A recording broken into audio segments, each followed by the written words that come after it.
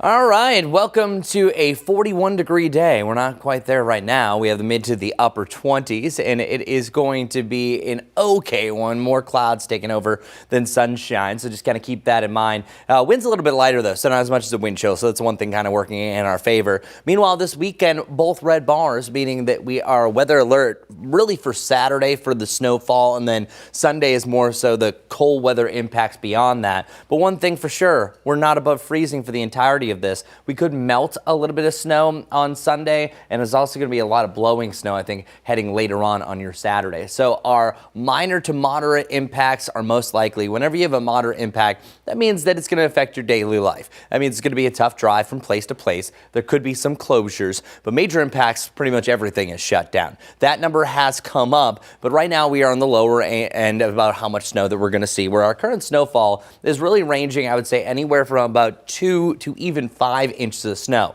Now, there's one thing I want us to kind of temper our expectations is there could be some drier air that works in that will cut off a lot of that snowfall, but I think at least 2 is going to be the bottom line. GFS is the only one that's saying, hey, no, that's not going to happen. So really 2 to 5 inches.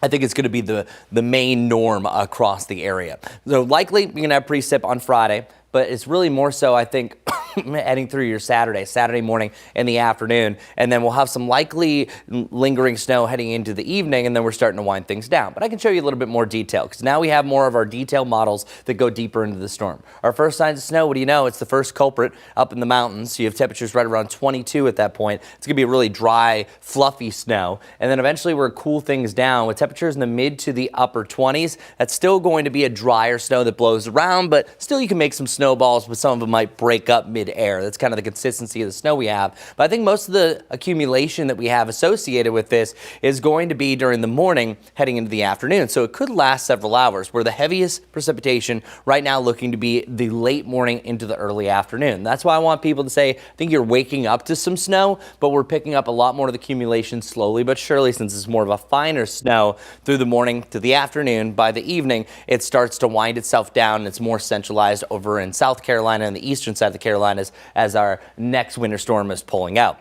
But one thing to mention is the winds. Winds will gust anywhere from 20 to 30 miles per hour, as much as 35 miles per hour on and off throughout your Saturday. And since it is such a fine, lighter snow, it will blow around. It will lower visibilities. So not great travel, I think, especially heading into your Saturday. Saturday is where we have some of the stronger winds blowing it all over the place for the North Carolina mountains. So right now, 29 degrees, temperatures warming up above freezing by about 10 to 11. So I think by 10 o'clock, we're either right at the freezing point or slightly above. And then we're weather alert for the entirety of the weekend, really this long of a period because of the cold. Because my biggest concern is with some lingering snow, it could re-solidify into ice, especially if people are driving over it. But look at this temperature, 8 degrees on Monday. We could have wind chills close to 0 and below. So likely we're going to have an extreme cold warning on Monday morning. Temperatures barely above freezing, which is also Groundhog Day, the midpoint of winter, and boy, is it feeling like it. A slow warm up after that. I even see the 50s in sight by about day 9 and 10 of the forecast. So, ooh, something to look forward to.